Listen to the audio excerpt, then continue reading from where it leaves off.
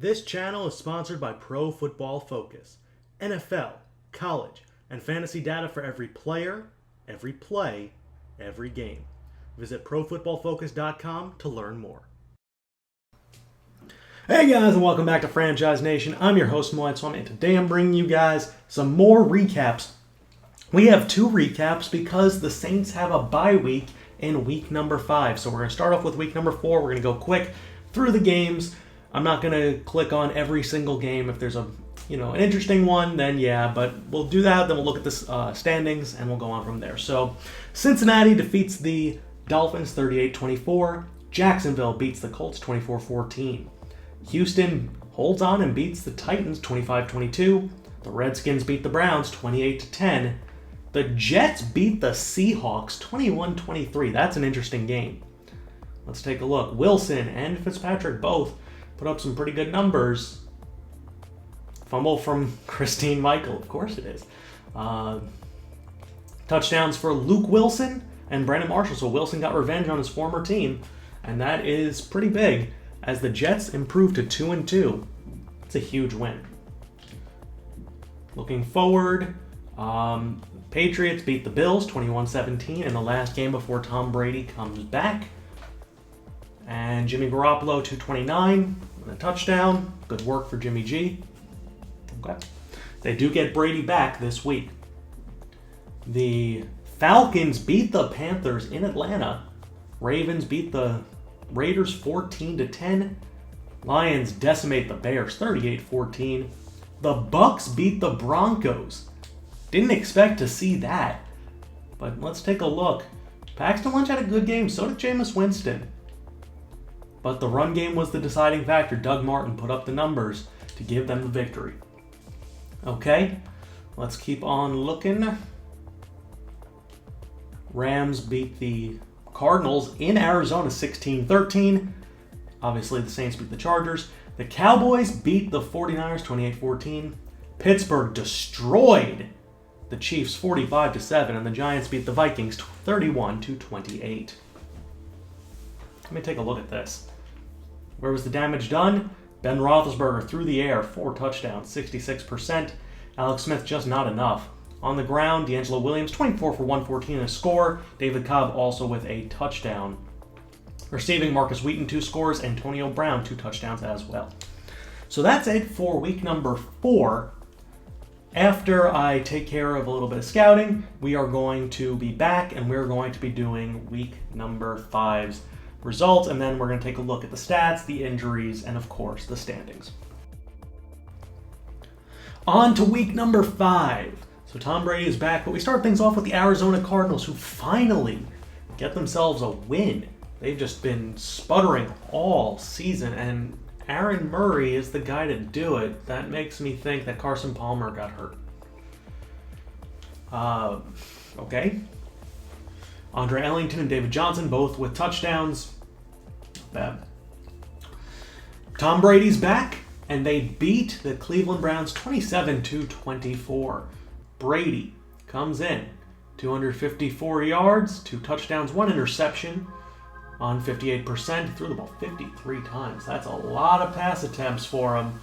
But that is going to be enough to win it. LeGarrette Blount with a touchdown as well. Rob Gronkowski, 10 for 82. Edelman, 7 for 59 and 2 scores. The Eagles defeat the Lions 31-15. It looks like the rookie Carson Wentz is continuing a pretty good start to the season. 266, 2 touchdowns, 0 interceptions at 61%. Dan Orlovsky continues to struggle. Bears defeat the Colts 19-7. Titans beat the Dolphins 24-17. The Redskins beat the Ravens 27-17. And the Texans lose to the Vikings 34-24. Jets lose to the Steelers on the road 24-21. Falcons at Broncos 18, Falcons 10. Dallas beats Cincy. Buffalo heads to Los Angeles and wipes the floor with the Rams. Chargers squeak out a win over the Raiders. Packers beat the Giants and Panthers beat the Buccaneers. We'll take a look at this game because this one looks pretty interesting. Rivers, 4 touchdowns, no interceptions. Carr, 1 touchdown, no picks. Tywan Jones, 2 touchdowns. Melvin Gordon with a touchdown as well. Receiving, Clive Walford, James Jones, who continues to be really, really good. 7 receptions, 68 yards, and a score. So with that being said, let's take a look at the standings, as we've been through 5 weeks of the NFL season and we have a lot of information that needs to be processed. So first and foremost, we have 3 unbeaten still. The Steelers, the Patriots, and the Cowboys. Titans, Broncos, both at 4-1. Eagles, Packers, Chargers, 3-1, and Chargers add a tie in there as well. Jaguars 2-1-1. NFC West, the Rams lead the way, 3-2. Seahawks 2-2, 49ers and Cardinals, both 1-4. Cowboys 5-0, Eagles 3-1 with Carson Wentz, only 54 points allowed. That's been a stout defense for them. Redskins 3-2, Giants, bottom feeders. In the NFC South, the Saints sit in second place at 2-2, a half game behind the Falcons and a half game ahead of the Bucs and Panthers. NFC North, the Packers are 3-1, Vikings 2-3, Lions 2-3, and Bears 1-4. Broncos 4-1, Chargers right behind them, Chiefs and Raiders round things out. In the AFC East, the Patriots have a 3-game lead in the division with the Dolphins in last at 1-4. AFC South, Titans 4-1, Colts 0-4-1, Jaguars 2-1-1, and Texans 3-2. Steelers 5-0, Ravens 2-2-1, Bengals 2-3, and Browns 1-4. Week 4, Dan Orlovsky got NFC Player of the Week. Didn't see that coming. Ben Roethlisberger, AFC, Daniel Buchanan, and Sean Williams round that out. Sam Bradford and DeMarcus Lawrence get NFC Players of the Week, and Phillip Rivers and Khalil Mack, AFC. So far, Phillip Rivers leads the way with 1,500 yards. Ryan Fitzpatrick right behind him, followed by Eli Manning. In terms of touchdown passes, 12 for Eli leads the way, Dalton with 11, Cousins 11, Jameis 11, Ben 11, Romo 10-1, Brees 10-6, and Rodgers 10-3. Carson Wentz 9-3, and Marcus Mariota 9 touchdowns, 1 interception. Who leads the way in interceptions? It's probably, it's Andrew Luck, with Drew Brees and Russell Wilson right there with him, just below. On to the rushing yards, Devonta Freeman continues to reign supreme, 619 yards, averaging 6.1 yards per carry. AP second, Doug Martin third. Rushing touchdowns, that goes to Melvin Gordon. All he does is score. Receiving, Odell Beckham 33 receptions, Eric Decker 32, Antonio Brown and Golden Tate at 31. Then you have Demaryius Thomas and Michael Thomas with 28 receptions for a rookie, 327 yards. Does not put him at the top, but he is on his way up there. He's probably top 30 in terms of receiving yards, but he has missed a game because we had a bye. Odell Beckham, 7 touchdowns already. AJ Green, 6. Antonio Brown, 5. Curley, 5. Fleener, 4. And a bunch of others at 4. Defensively, DeQuell Jackson leads the league in tackles, followed by Tahir Whitehead and Brian Cushing. We have to separate things to the AFC and NFC. Take a look at this. Tackles for a loss, Sue and Cameron Hayward lead the way. In terms of sacks, that is Jamie Collins and Kyle Williams, both with 8. Henry Anderson with 7.5. Geno Atkins, 7.